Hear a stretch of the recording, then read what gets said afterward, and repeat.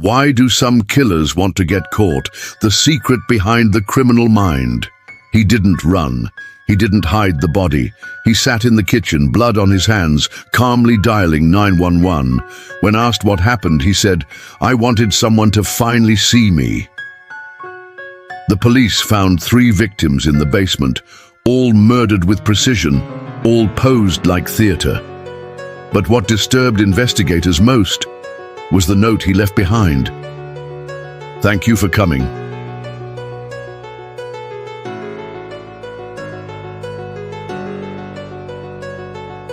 Guys, why would a killer do that? Why go through the effort of hiding, hunting, building a trail of destruction, only to surrender? It happens more often than you'd think. Some of the most terrifying minds in criminal history didn't get caught. They let themselves be caught.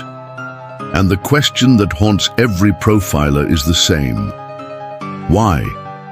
The FBI has studied it. Psychologists have written books on it. It's not always guilt.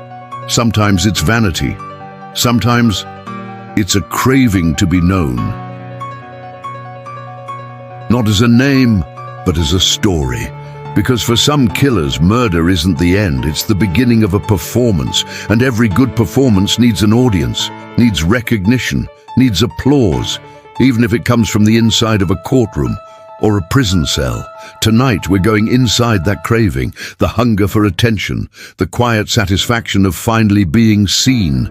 From Ted Bundy to Israel Keyes, from confession tapes to smirking mugshots. This is more than crime.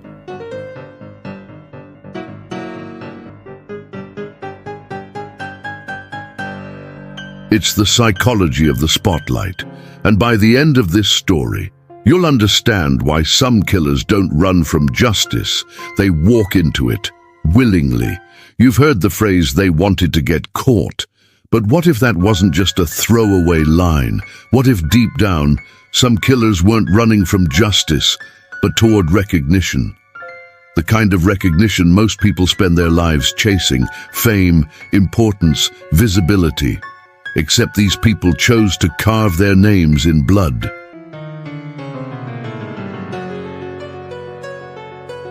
They commit unthinkable acts, hideous, calculated, cold, and then they leave clues. They taunt the police, they write letters to the media, some even return to the crime scenes, watching silently as detectives search for someone who's standing right there in the crowd.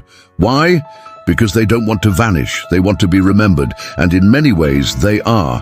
Their names become headlines, their faces become thumbnails, their words dissected endlessly by podcasts and documentaries.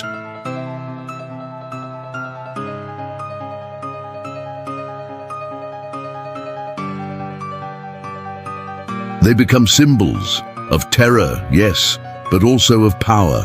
The power to control a narrative, to hijack attention, to make the world look their way. In this episode, we'll explore the twisted minds of killers who needed to be caught, not because they felt guilty, but because the silence became unbearable, because no one was watching until they forced us to. You'll hear real case details, psychological theories, and chilling confessions that reveal just how deep this craving goes. Before we begin, take a moment to subscribe to the channel if you're drawn to the darkest corners of the human psyche. Like this video if the mind behind the crime disturbs you more than the act itself. And tell us in the comments, what country and city are you watching from right now? Let's see how far these shadows stretch. Now, let's begin. Chapter 1. The confession that was meant to be heard. It was 3:47 a.m. when the call came in. Not to 911, but to a local radio station. The night shift host answered out of boredom. He expected a drunk call or maybe a prank. What he got was a voice that spoke with terrifying clarity. "I killed 3 people, the man said, "and I want the world to know why." The host laughed at first. "All right, buddy, what's your name?" But the voice didn't break. "I'm not here for jokes, I'm here for my story." What followed was a 14-minute phone call that would later be played in court. dissected by FBI analysts and broadcast worldwide.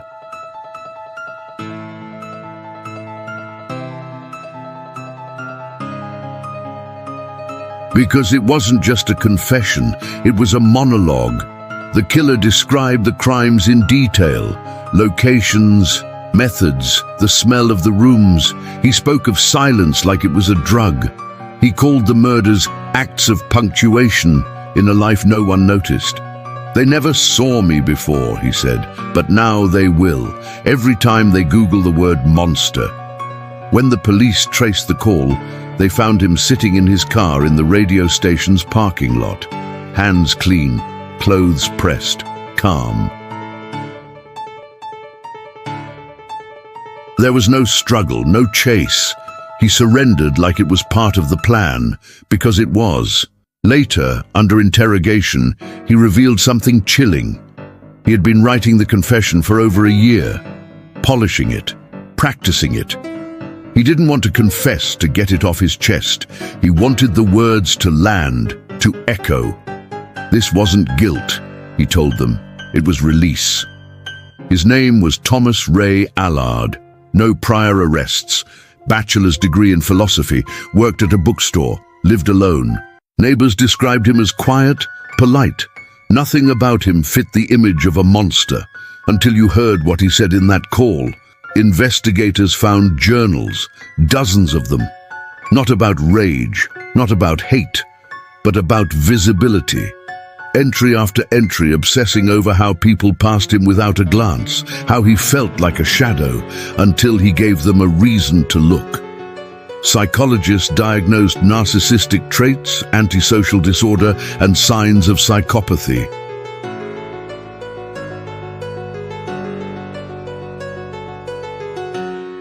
But there was something else, something colder. He wasn't broken, he was strategic. He didn't want to destroy the world. He wanted to make it watch. In court, when asked if he regretted what he did, he said, "No, not once. Before I was invisible. Now I'm a story, and stories last." He smirked as they read the sentence, life in prison. But for him it wasn't confinement, it was preservation. Thomas Allard never tried to appeal.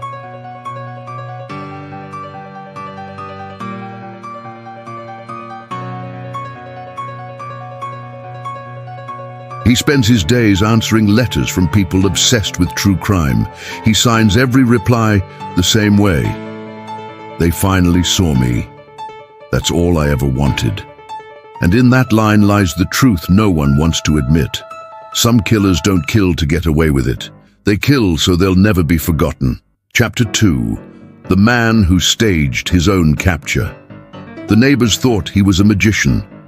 He worked in silence, mostly at night. Blacked out windows, faint humming.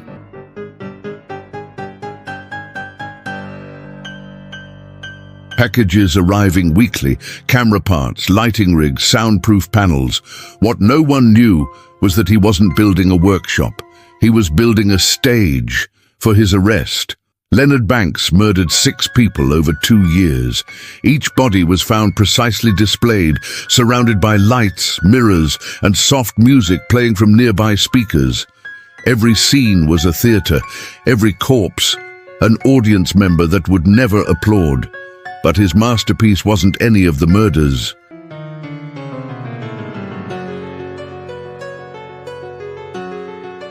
It was what he planned to do after. For months, he left no trace, no DNA, no footprints, no pattern. The FBI called him a ghost with a script, and that's exactly what he wanted, until he decided it was time to take a bow.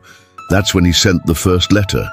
The envelope arrived at a small newspaper, handwritten in perfect cursive. Inside, a confession, but not just words, a full production schedule. He listed the crimes, described the victims.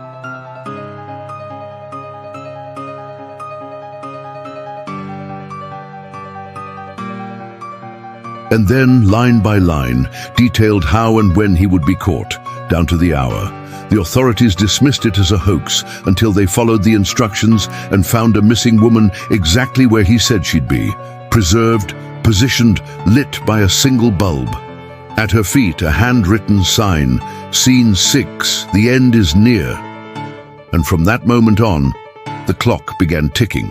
He told them he would be standing on the roof of the city's opera house at precisely 11:45 p.m. 1 month later, not hiding. Not armed, just waiting. The FBI prepared for chaos. Snipers, negotiators, helicopters. They expected a standoff, but when they arrived, he was already there, sitting, calm, smiling. He stood up slowly and placed both hands behind his back. No resistance. He said only one thing as they cuffed him. "I wrote the final act. Don't you dare change the ending." And as the agents pulled him away, a flashbulb popped.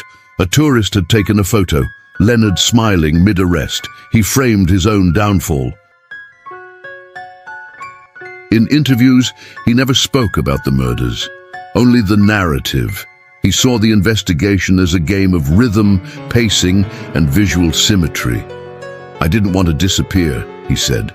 "I wanted to exit, on cue, with an audience." One detective whispered afterward, "It was like we were props in his movie." They found an entire room in his house covered in red string, sketches, scripts, and stage directions. Each scene was mapped with obsessive detail.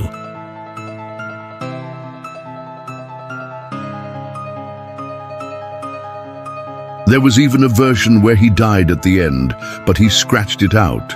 In the margin he wrote, "Death is silence. I prefer the echo." Leonard is now serving life without parole. He requested to be placed in a cell with a window and a desk. He spends his days writing letters to film schools, pitching scripts based on true events. And when asked why he did it all, his answer was simple. "Anyone can kill. I wanted to be remembered for how I ended." Because for him, the story was never about murder, it was about the performance. Chapter 3. The Killer Who Left Clues. No one was meant to solve. They called him the librarian. Not because of where he worked, he wasn't a librarian, but because of how he killed. Each crime scene contained a single page, typed, dated, indexed, folded neatly, and placed on the chest of the victim like a borrowed book being returned. And always stamped with a red label, "Property of Silence." The pages weren't confessions, they were riddles.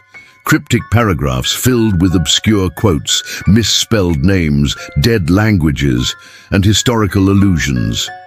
Detectives thought the killer was taunting them, challenging them to play his game. But one profiler saw it differently. "These aren't clues," she said. "They're meant to be misunderstood." Over a 2-year period, 5 victims appeared across 5 states. Each had no connection to the others, different ages, backgrounds, circumstances. The only pattern was the page, and the eerie detail that not a single victim had any visible signs of struggle. They all seemed resigned. The pages were sent to codebreakers, linguists, psychologists. None could agree on a single interpretation. One thought they were suicide notes. Another believed they were symbolic chapters in some private manifesto. But no one could explain the chilling precision, or the fact that some words weren't in any known language.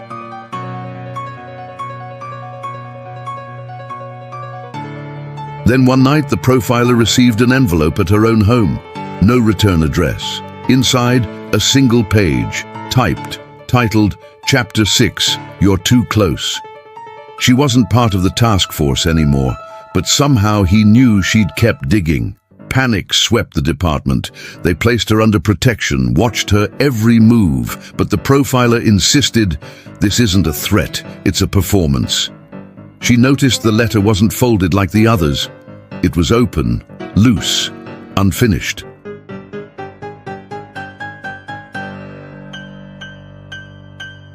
It meant he was still writing, still watching.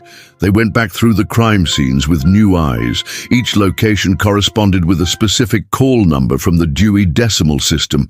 Philosophy, poetry, theology, mythology. He wasn't just a killer.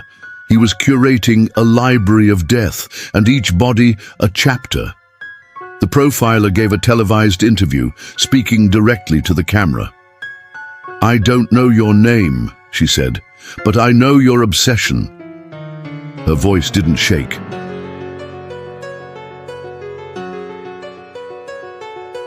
"You don't want to be caught. You want to be studied. You want to be unreadable."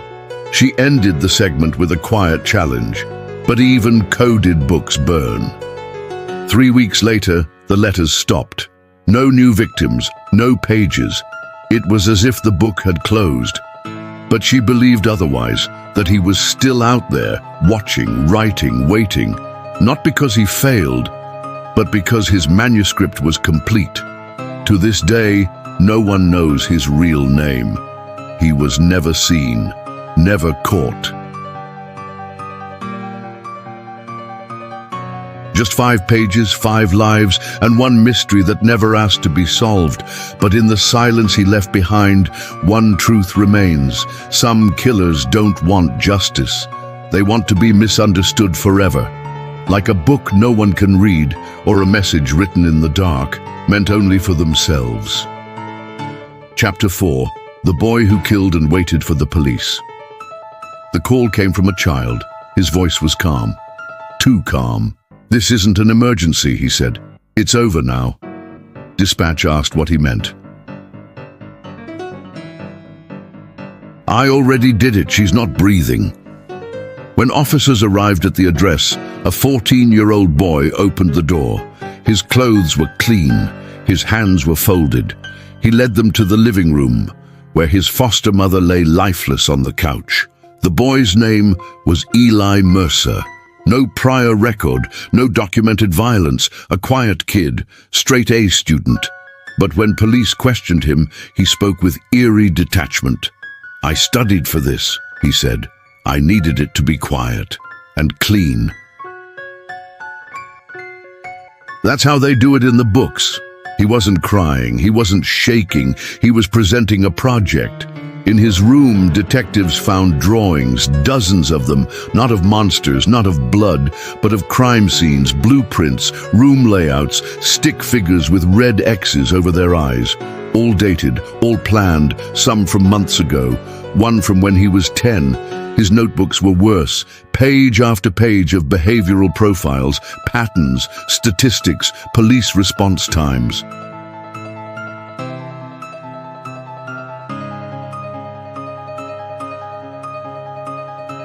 He had written essays analyzing serial killers, Bundy, Gacy, Dahmer, Ramirez.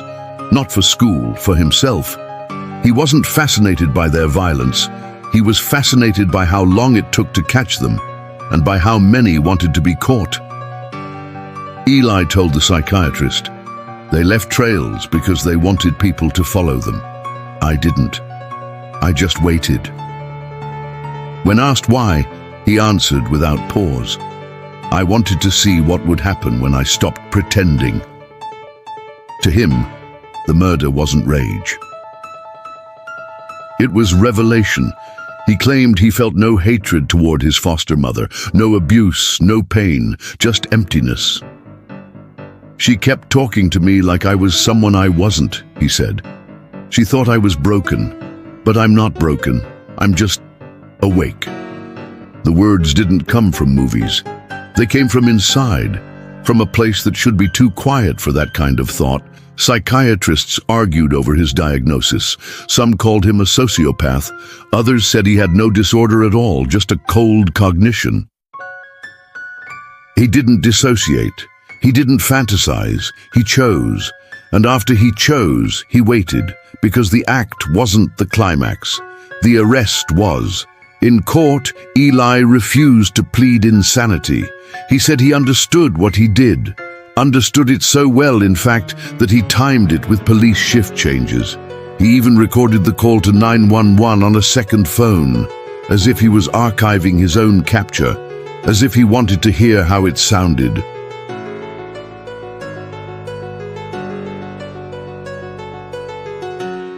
He was sentenced to juvenile detention until the age of 21, after which he would be evaluated for adult prison.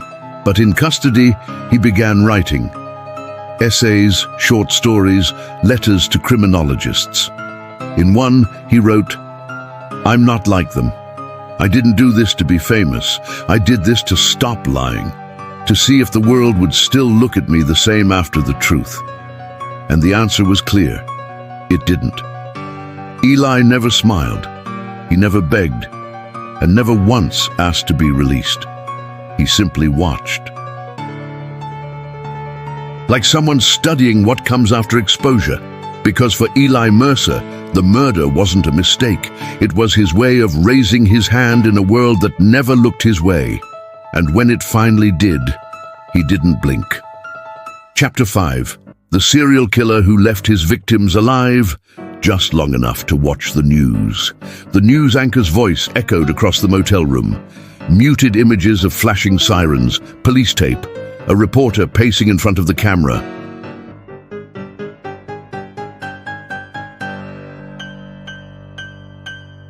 On the bed sat a woman, hands bound, mouth taped, tears streaming down her face. And in the chair beside her, calmly eating cereal, was the man who put her there. He wasn't hiding. He was waiting for her to see herself on TV. His name was never confirmed, but police called him the Broadcaster because he never killed in silence. Each of his victims was discovered within 24 hours, after being forced to watch the news report about their own disappearance.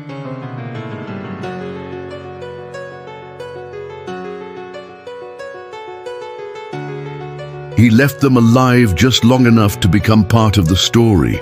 Then he disappeared. 7 victims in total, all abducted from different cities. No clear pattern, except one. Every abduction occurred on a Tuesday, and every news report aired Wednesday night. He planned his violence to sync with the media cycle, as if the real murder was the broadcast itself. Victim number 4 survived. Barely.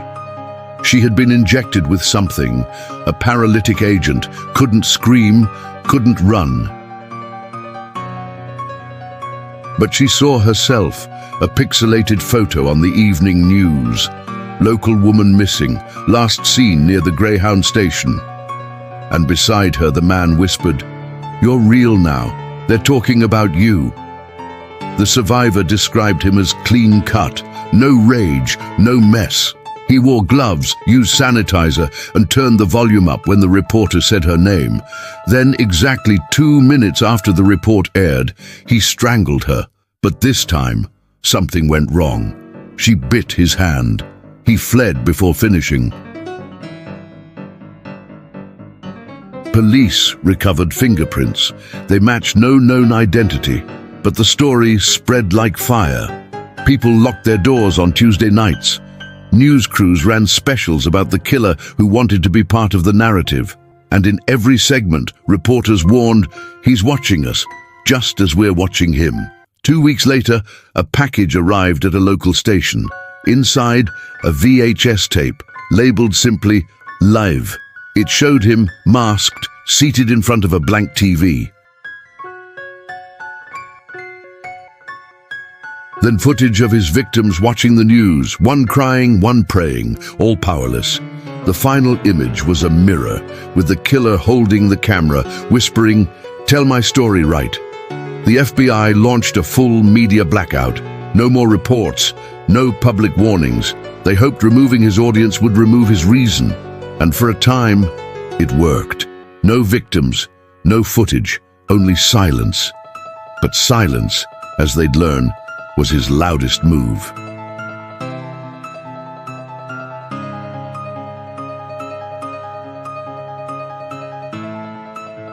Two months later, all 7 victims' families received identical letters, each typed on clean white paper, each ending with the same line, "You saw them before they were gone."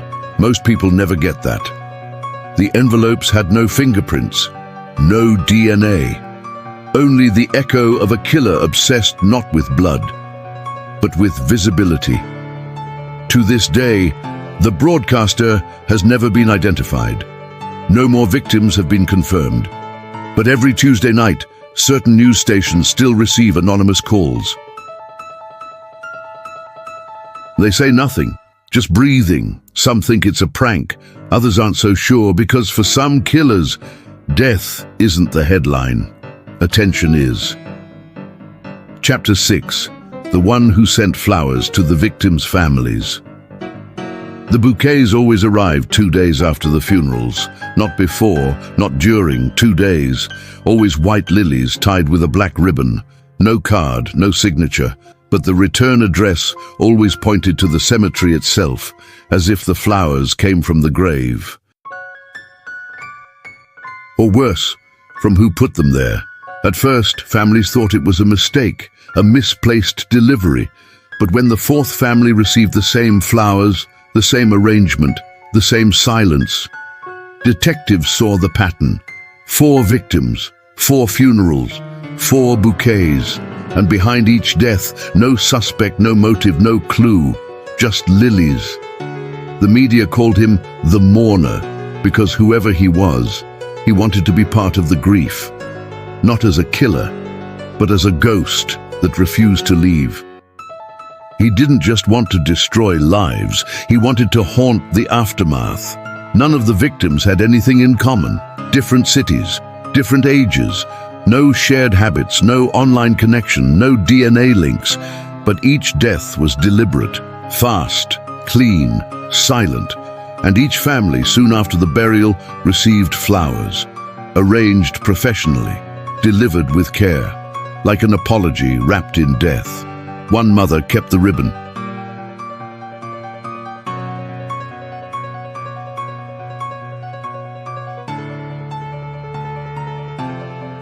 She said it smelled like her daughter's perfume, a brand the girl hadn't worn in years.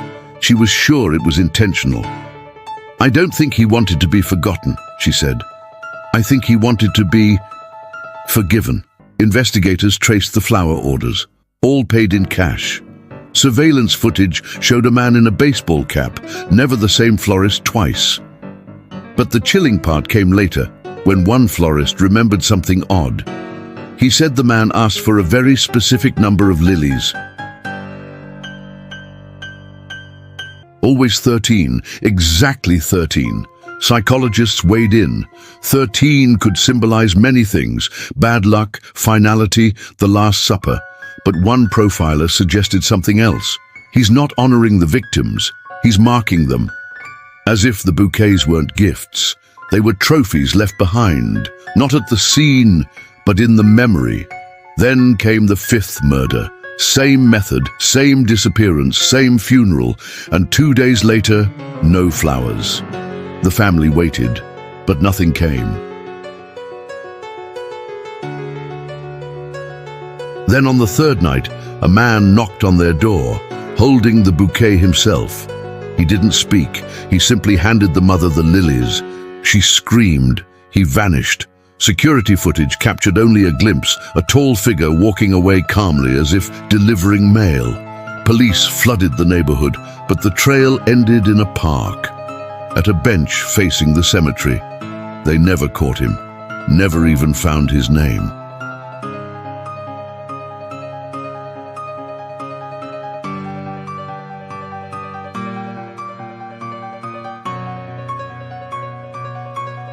But every year, on the anniversary of each funeral, a fresh bouquet appears at the family's door. Same ribbon, same count, and no one sees who delivers them. Because for some killers, death isn't the ending. It's just the opening act of remembrance. And flowers are how they say, "I was here." Chapter 7. The one who kept a room. Exactly as it was after every murder. The crime scene looked clean. No blood splatter, no overturned furniture, just a bed made tight, curtains drawn halfway. A glass of water on the nightstand, still cold. Even the radio was playing softly, static between classical piano and a voice from decades past. The victim lay perfectly still, arms folded over the chest. Everything about the room felt rehearsed. Forensics couldn't explain it. There were no signs of forced entry, no fingerprints, no traceable DNA, but every single object in the room matched a photograph recovered from another murder months prior. Same lamp, same bedsheets. Same open book on page 112. Even the weather was the same. Raining, light thunder. Coincidence? No. Obsession. They called him the archivist. Because that's what he was doing, archiving a moment, not just staging a murder, but curating a memory. Each victim was killed in a different city, but the room was always the same. Painstakingly rebuilt, rented, painted, arranged, and always left untouched after the murder, sealed, preserved, abandoned.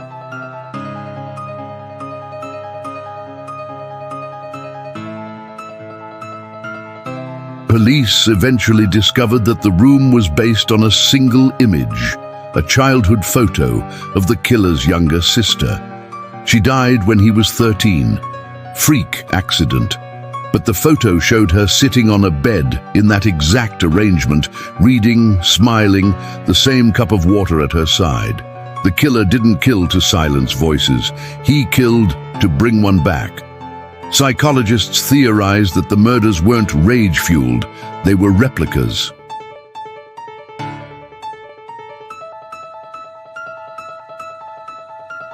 Attempts to recreate the final moment of someone he couldn't save.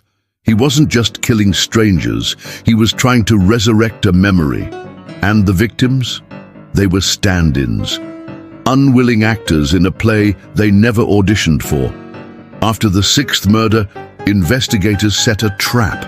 They created a duplicate of the room, perfect down to the flickering lamp. They waited. 3 nights passed. Then, just before 2 a.m., the door creaked open, and there he was, not with a weapon, but with a framed photo and a teacup.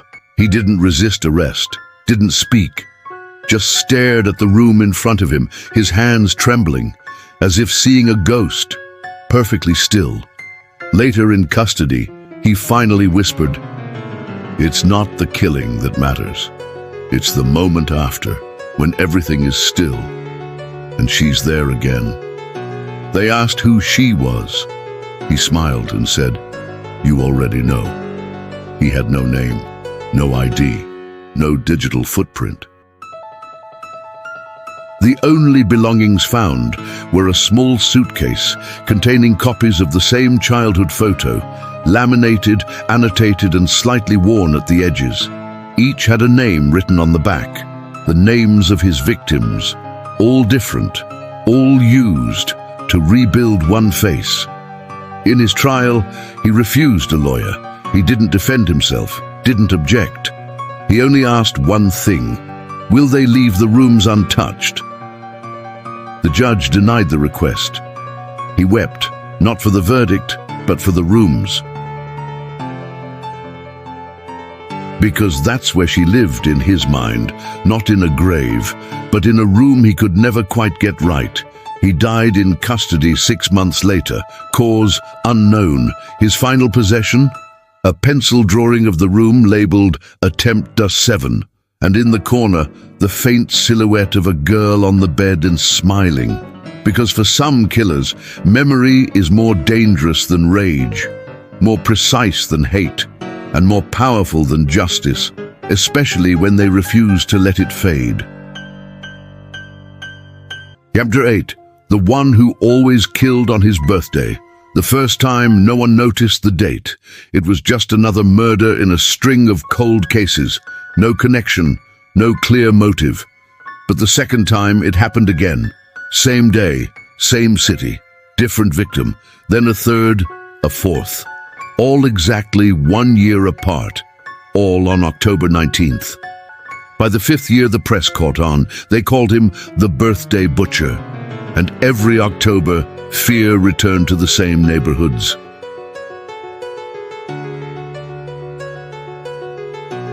A ritual built around death, planned down to the hour, each victim chosen carefully, each scene marked by a single object, a cupcake, one candle, never lit.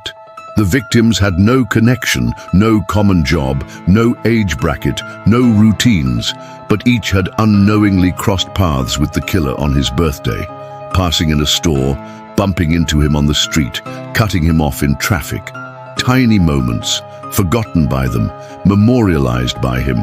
He wasn't just killing to celebrate.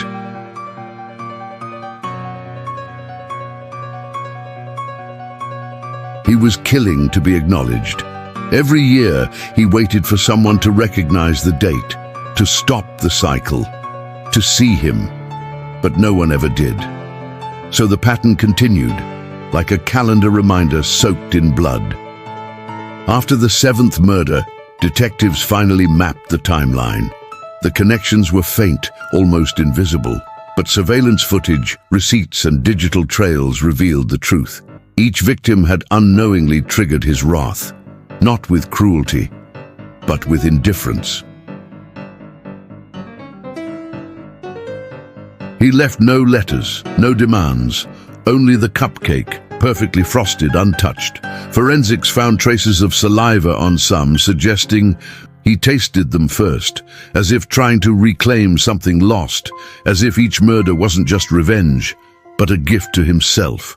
One profiler suggested he wasn't driven by hatred, but by grief, that the birthday held a trauma no one remembered, no record of his childhood existed, no birth certificate, no family.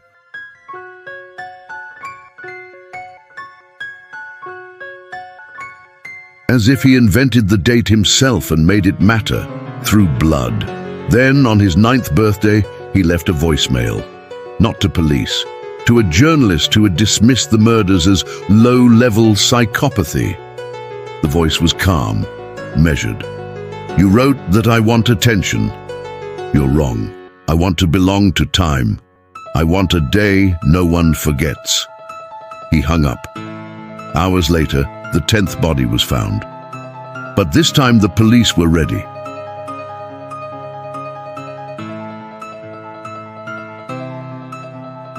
They had traced his voice, mapped the routine, blocked off possible escape points. At 11:57 p.m. on October 19th, they cornered him behind an abandoned theater. He was standing in the dark, a candle in one hand, a cupcake in the other, smiling. He said nothing as they cuffed him. He didn't struggle, didn't blink, just whispered, "Happy birthday to me." He now serves 10 life sentences. Every October 19th, his cell is searched for weapons.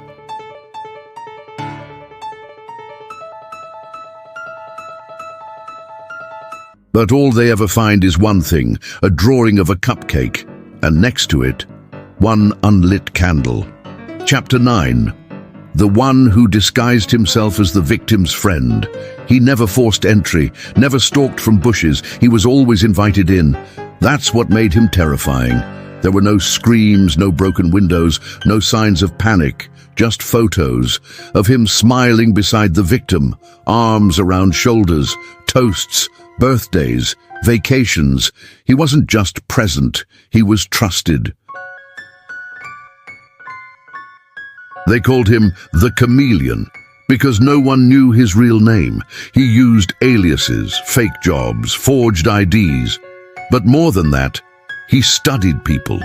He tailored himself to fit their lives. You were into books? He worked at a bookstore. Into running. He trained for marathons. Into grief. He was a grief counselor. Whatever you needed, he became. Each victim believed he was someone different. A best friend, a new co-worker, a helpful neighbor. And then, one day, they disappeared. No break-ins, no blood. Just a missing person case that never made sense, because the last person to see them was always the one they trusted most. Police never connected the cases. Different states, different circumstances, until one detective noticed something odd. In each case, the victim had mentioned a new friend in the weeks before vanishing. No photos, no last names, just Mark, Alex, Ben. Daniel. Always different, always him. They found his storage unit after a tip. Inside were dozens of boxes. One for each victim, photos, voice recordings, handwritten notes like case files, but backwards, not investigating people, documenting them. He wasn't hunting, he was collecting connections. One letter read, "She told me about her nightmares. No one else knew. That moment was mine." Another, "He hugged me when his dad died. That's the kind of bond people kill for." And he did, not out of rage, out of intimacy. He took lives the moment they gave him their truth. The profiler said, "He didn't murder strangers, he murdered familiarity, he murdered trust." The kill wasn't the end. The friendship was. He left right after, moved states, changed names, started over. Because for him, the high wasn't the violence. It was being needed just long enough to erase. They caught him by accident. A barista posted a TikTok video of a customer who left a suspicious notebook. The comments exploded. Someone recognized him from a missing persons case.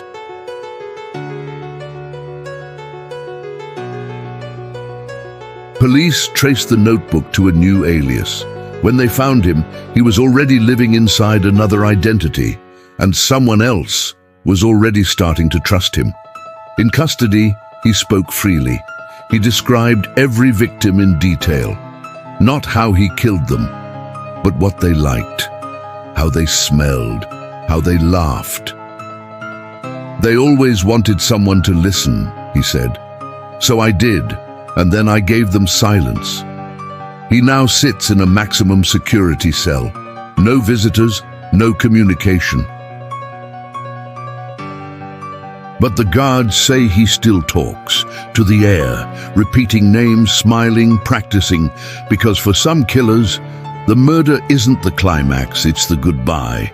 And the most dangerous mask is the one that looks like friendship. Chapter 10. The one who killed to recreate a dream. He woke up crying, every night, the same dream, a field of white flowers, a woman standing with her back to him. He'd call her name, though he never knew what it was. She'd turn, smile.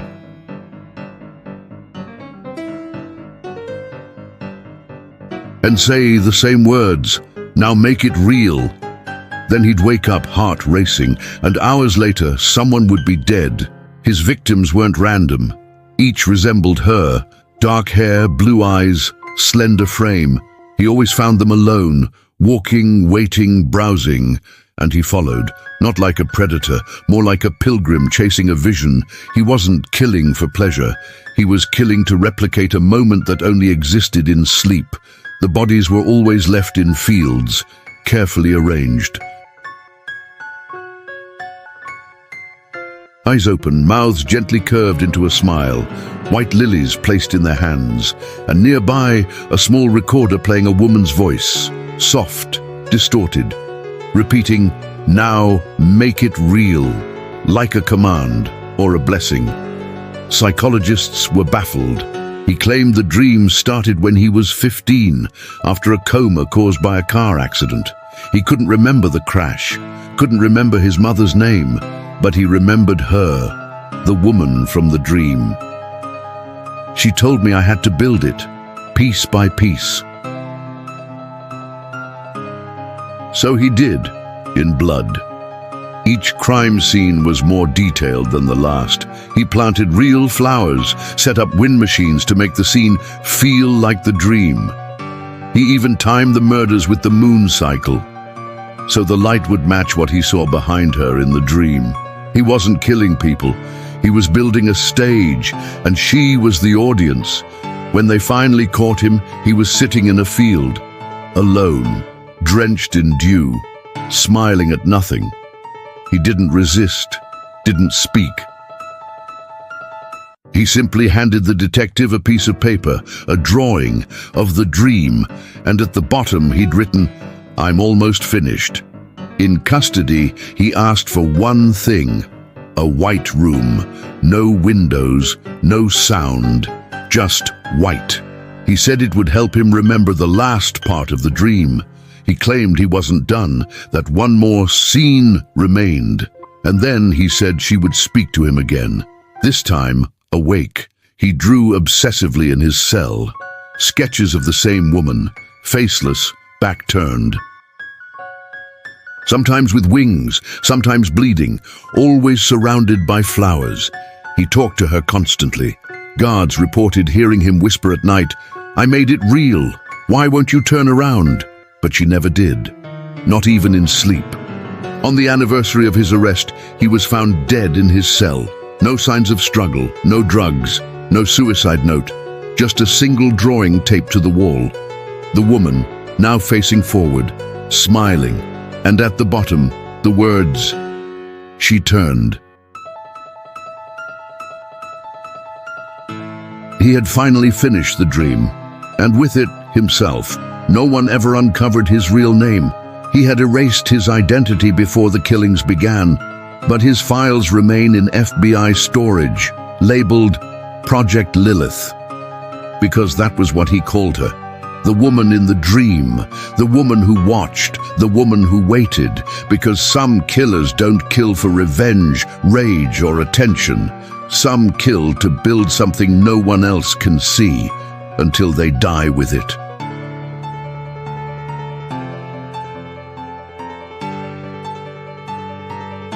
Closing. The darkness that watches back. Some say evil wears a mask, but after hearing these stories, maybe it doesn't. Maybe it smiles, sits beside you, helps you carry groceries. Maybe it speaks softly, learns your name, waits for a moment you'll never see coming, because the real horror isn't in the blood. It's in the calm before it, in the silence after, in how many of them were never caught, and how many more still wait. Psychologists try to classify them: sociopath, narcissist, borderline, but no diagnosis can fully capture the kind of emptiness that kills with precision. These aren't monsters from nightmares. They are men, women, boys, people who once sat in classrooms, walked through grocery stores, and then decided one day the world owed them something real, a feeling, a memory, a ritual, and they took it in flesh. So when you walk alone, remember, most murderers don't hide in shadows. They follow patterns, wait for rhythm.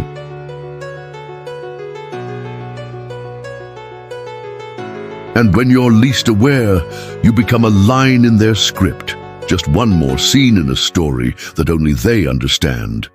And long after they're gone, their story keeps breathing.